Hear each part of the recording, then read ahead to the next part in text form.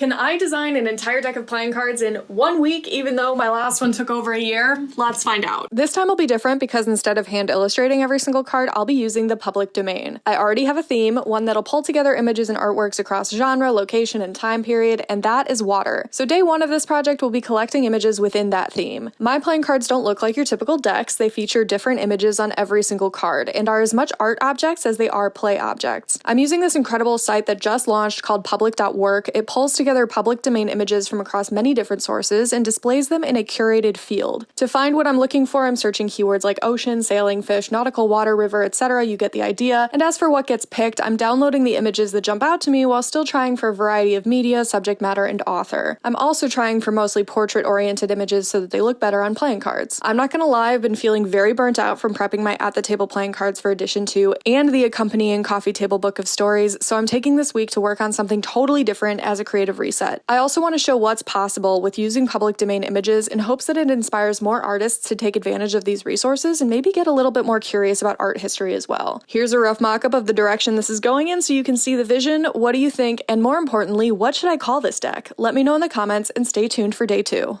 Can I design an entire deck of cards in 1 week? Let's find out. Day 2 was the literal worst. Yesterday I found dozens of public domain images that fit into the theme of water, and today I get to reformat all of them. I'm gonna speed through this part because it's boring, but basically I pulled each of the images into a pre-sized Photoshop document, each on a separate layer. While working, I'm deciding if each image should be a black suit or a white suit based on legibility, which I am noting in the layer names. I'm occasionally using generative expand on the edges because as part of the bleed, those areas will be cut off in the printing process. That bleed area is still super necessary to fill though, so that there aren't any weird borders around the edges of the cards once they are printed. Did you know you can export Photoshop layers into individual files? That's what I'm showing here, and it is a real time saver. But on to Illustrator. Finally, I made a document with 56 artboards, one for each card, and arranged them in an 8x7 grid so we can get an idea of what the Uncut deck might look like, but now I can finally get started on building my deck. Now when I pull in all of these formatted images, they are exactly the same size, they fill my artboards perfectly, and they are ready for suits and numbers to be put on. I only got through a third of my images before filming this, but do you have a favorite so far? I'm gonna go reformat the rest off camera, and I'll see y'all in day 3.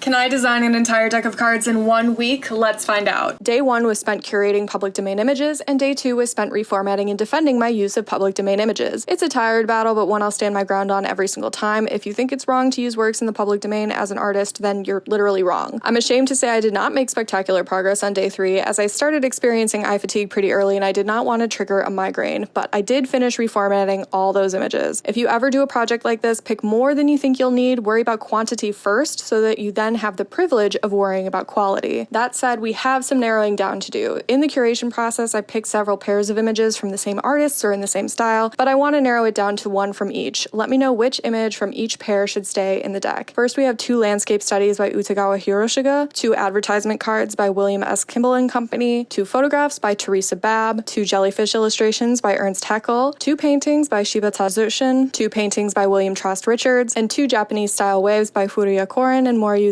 respectively. The name of this deck is down to 2 options, more details on that in the caption. Stay tuned for day 4 when we finally get to do some designing. Can I design an entire deck of cards in 1 week? Let's find out. From curating public domain images to lengthy reformatting to eliminations, here we are. I tallied the comments about these duplicates. Thank you all for weighing in. I whipped up a template so that I could better see the bleed area and the safe zone for when it comes time to put information on these cards. But now let's design some suits just for me to end up hating them. To take you through my initial thought process, I wanted tall pips that felt either top heavy or bottom heavy, kind of like buoys. I borrowed that serifed base from the K for the stem of the spade and the club. That was a mistake. I had hoped to create some harmony between the suit symbols and the font, but either these bottom heavy proportions need to change or I need a new stem. This is definitely the downside to doing everything in 1 week. I'll need to revisit these with fresh eyes tomorrow. If you're wondering why they have little chips taken out of them, I was hoping that it would look like the spade and club are underwater with the tip cut off where it's breaking the surface. The heart and diamond conversely are above water with their lower tips submerged. Doesn't quite work. Like I said, I'll revisit these, but I must press onward. Using the template I made earlier, I'm creating a guide for how each of my numbers and suits will be positioned on the cards, then putting each aligned suit and number on their own layers so that I can isolate them, and then putting them onto their respective cards. Last thing for the day was getting everything centered and then changing the colors. If you're noticing legibility problems, don't sweat it. These are not the final image selections, but does anyone have any ideas for what I should do for the jokers? Let me know in the comments, and I'll see y'all for day 6. Can I design an entire deck of playing cards in just 1 week? The short answer is no. It's now officially day 8. I began by redesigning the suits to not look so much like a certain kind of adult toy. Go back to the last episode if you want to see what I'm referring to. These new suits are made up of elongated circles and similarly angled diagonals. The spade and club still have the stems that are based off of the font, but now these stems are thinner and longer. Because these suits are the same dimensions as the last suits I made, I was able to plug them into the cards fairly quickly. On to the image shuffle. I spent a lot of time moving images around to make sure that the cards stayed legible, while also seeing if I could achieve some basic cohesion between each of the numbers. A lot of these images have distinct numbers on them, like 3 fish or 8 people, and I tried to place them accordingly. The 10s ended up being landscapes, jacks are creatures, queens are women, and kings are ships. I pulled these 2 images for the jokers. They share a sort of similar oddness and look good as a pair, but what do you think? Next up, we'll be putting all the image information on each card, designing the card backs, and then eventually getting to the packaging. Progress will slow down as my week dedicated entirely to this project is over, and I have other things I need to work on, but I still hope to finish in the next few days. The next big question is, should I open a pre-order for this deck? Let me know in the comments, and I'll see y'all for day 9. It's day 9 of designing a deck of playing cards in what was supposed to be 1 week.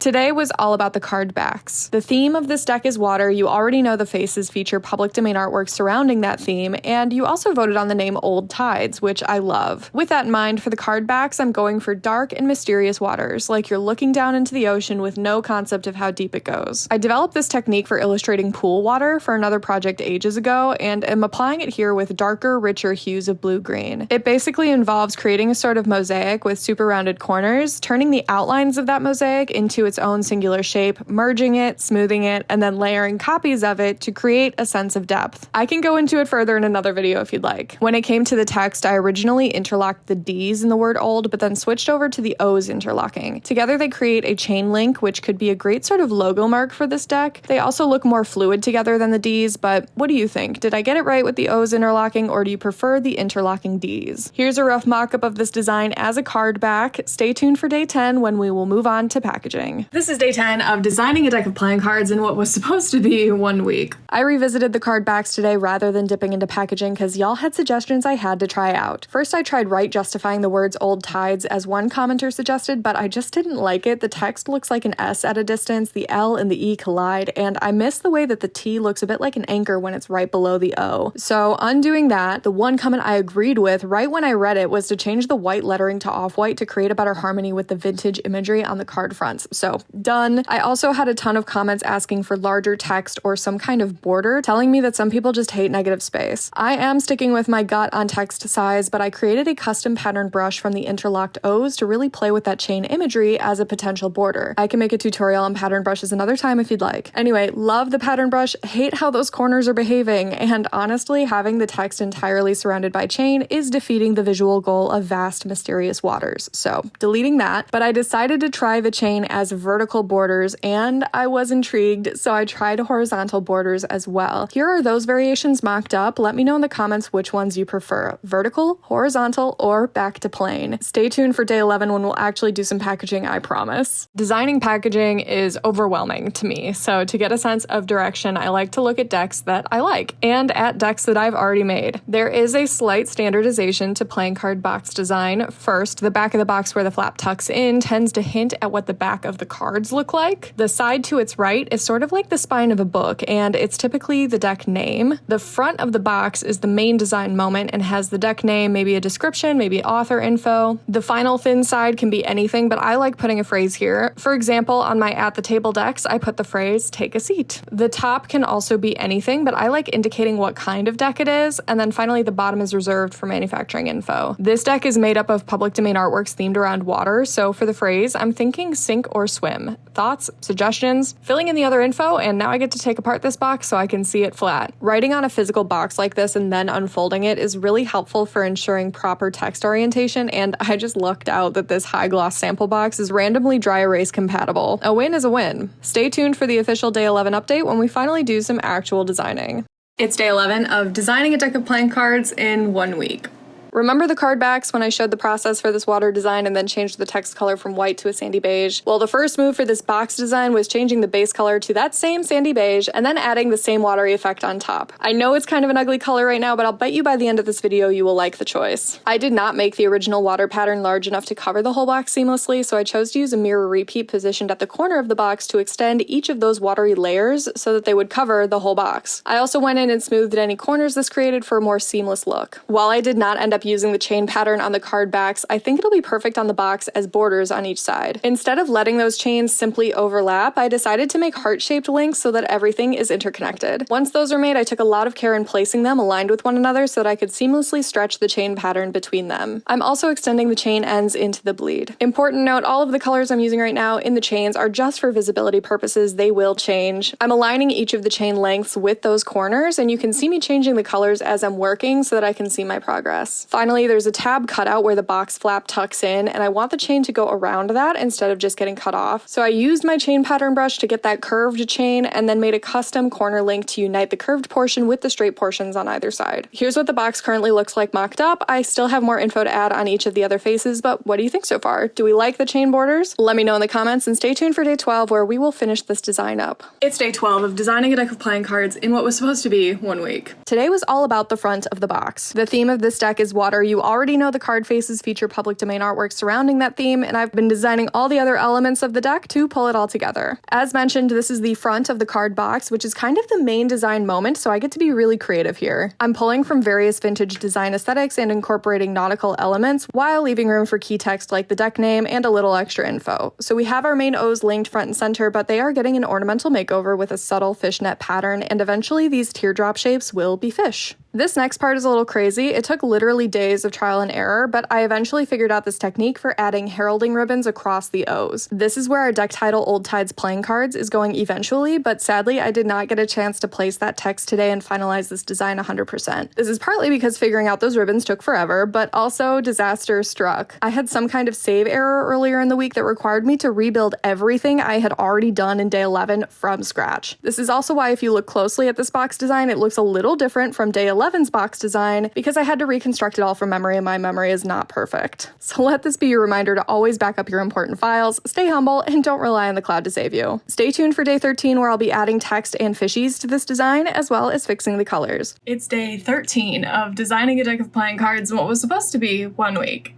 To recap the packaging process so far, I started by laying down a watery background and then adding interlocking chain detailing around the edges. Then for the front of the box, I put together some ornamental O's and vintage-inspired heralding ribbons. To continue with the front of the box today, I'm going in and making these gaps in the O's into koi fish. I'm using custom art brushes for the fins. This allows me to manipulate them without having to redraw them every time, which in turn allows me to give each fish its own vibe. Could I have copied and pasted the same fish? Of course, but that would have been the boring choice and far too mechanical for a deck that is literally themed around water. Next, I'm laying down text using the Type on a Path tool. You can argue in the comments on the correct word placement here. It is supposed to read historic artworks curated by Aaron Lee. In my opinion, having the text move from the first O to the second O makes the most sense rather than reading the words from top to bottom, but let me know if you disagree. The last tedious step here is carefully merging all of these elements to form one shape where everything in a light color becomes transparent back to the watery background. I'm moving our final shape around a little bit so you can see what I mean. I played around with some variations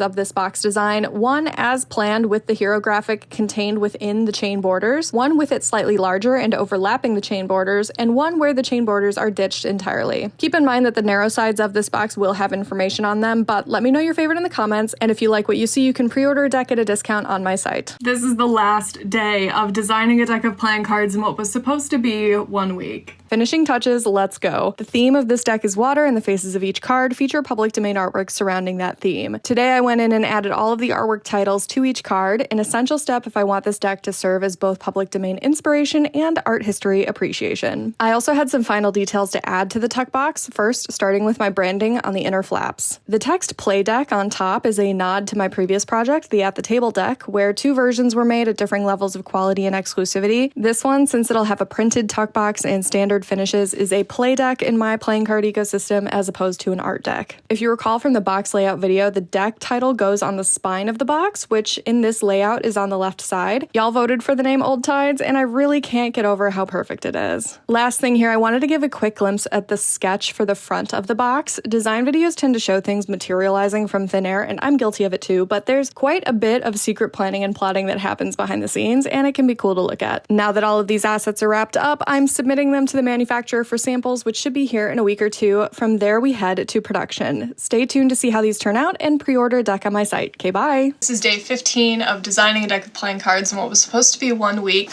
For the samples I had shrink wrapped, the final ones will be cello wrapped. There was some debate on what size to make this center hero illustration, and I think it's gotta be bigger than this. That's my first impression, is that it's too small. When I was doing this piece of packaging, I lost that file in like freak of nature save incident, but I had originally drawn the chain around this tab and I simply forgot to redo it. And it also looks like this is really fresh and crispy. My name here is like a little too high, like it peeks out the tab just a little bit. I also just want to take a moment for the box. The box looks really, really good.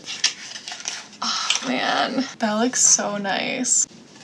The cards themselves came out so sick. Like, look at these. A moment for the backs. Oh, this card I used a bunch in the mock-ups, so it's like cool to see this in real life. There's a squirrel watching me do this right now. I wonder if I can... Okay, where were we? How cool is this card? Where needed, I'm gonna bump the contrast, just make sure that everything can be read. Double checking the colors on the box, drawing in this chain detail, and making this front image a little bit bigger. All minor stuff, so we should have cards in production officially in the next 48 hours. You can pre-order these on my site. My first impression is that it's too small. I'm talking about the main illustration on my playing card box, so let's fix it. The first thing I did was go in and increase the stroke weight on the ribbon outline so that they balance better with the rest of the illustration. Samples are pretty essential to the design process because there might be some huge differences between how things look on screen versus printed and in your hand, and it's cool to be able to fix it before moving forward with a huge run. I said I wanted this illustration bigger on the box, so I made it bigger, which caused it to overlap the border chains. I also made those chains a little bit smaller to reduce their visual weight. Here I am deleting the chains where they overlap that main illustration, and here's a quick before and after mock-up showing that change. Also on the box, I added that chain detail around the tab cutout and onto the tuck flap itself. You may have also noticed that I increased the size of the text on the box sides, and over on the card backs, I made the text a little darker because in person that beige was reading as white. Onto the cards themselves, I combed over every little detail, making sure all text, numbers, and pips were easily legible, noting in red pen where adjustments were needed. Using those notes, I went in and altered the artworks to better show the text above. Sometimes that meant recoloring small portions for better contrast, other times it meant resizing the artworks or even giving them a more colorful border. Let me know your thoughts on these changes in the comments. The cards are now officially in production and you can pre-order them on my site. We have some new samples to look at. Let's compare. Here's my old sample box. The chain detailing around the tab is missing and that detail pops out. Fixed. The larger hero graphic is such a move. You might love this version. There is a place in my heart for this version. This version is better. If we take a look at the sides of the decks, old, new, making the text a little bit bigger. The quality of the inks are pretty noticeably different. You can see how this one has like a really, really nice finish to it. This one, it's really hard to capture it, but it's very flat. Let's look at some cards. My first impression with the manufacturer's sample is that the ink is much more saturated. It is much richer. On the card faces, it becomes a little bit more obvious. This is a really good example of the improved saturation. So this was the original proof of concept sample, and this is the manufacturer's official sample. You can see that this one is just so much richer in color. It is beautiful. Then we have cards like this where I made a big choice between the first sample and the second sample. This is where samples become necessary. So with this one, I knew that that border was just too light. So I made it red to match the border on the artwork itself before, after. I'm working with Gambler's Warehouse to get this deck produced, and they're the ones who actually did the packaging on my At the Table art deck, which is just a stunning piece of packaging. So I'm stoked to be working with them again. I actually just gave this deck the green light. We are officially in production, and I hope to have an official ship date soon. But for now, you can pre-order the Old Tides deck at a discount on my site. Remember that deck of cards that I spent what was supposed to be a week but ended up being like 2 weeks designing. Well, I finally have the inventory in stock. These are the Uncut decks for starters. I just think they're so beautiful. The colors are phenomenal. Uncut decks are easily my favorite part of any playing card project because they are literally playing cards that have been printed out on playing card paper, given that classic playing card texture, but they haven't been sliced apart yet. So they make really, really cool pieces of art. I'm stoked. I can't wait to fulfill the orders that included these Uncut decks today. And then next week, you'll see me ship out a ton of playing cards because they are also in my other room right now. So I've got a lot of work ahead of me, but how cool are these? I challenged myself to design a deck of playing cards in 1 week, and here it is. The theme of the deck is water, and the card faces feature 54 historic artworks surrounding that theme, all belonging to the public domain. Along the way, all voted for the name Old Tides and helped me choose some of the artworks. There are, of course, a lot of paintings, drawings, and illustrations, and photographs, but also there are textiles, an X-ray, and a Mycenaean terracotta pot from 1200 BCE. That pot is the oldest work in the deck by a lot, with most of the others spanning the last few centuries. When it came to selection, there's definitely a bit of an availability bias. After all, a work could not have made it into the deck if it wasn't first properly preserved and then also photographed and cataloged by museum staff. That said, when I set out to make this deck, I was hoping it would spur interest in art history and the public domain and remind us all of the importance of dedicating resources to the preservation of art and historic relics. My favorite public domain source is the Met's Open Access Collection. However, you can also search public domain collections provided by the Rijksmuseum, the New York Public Library Digital Collections, the Biodiversity Heritage Library, Old Book Illustrations, the National Gallery of Art, NASA, the Library of Congress, and so many others. And you can do just about anything with public domain images, including commercial things like creating a deck of cards for sale like this. If you're in search for artwork for your home in particular, please skip the home goods art aisle and instead spend $15 on a high-quality print of your favorite public domain piece and thrift a frame for it for even less. I plan on creating another one of these types of decks in the new year, so if you have any theme suggestions, drop them in the comments.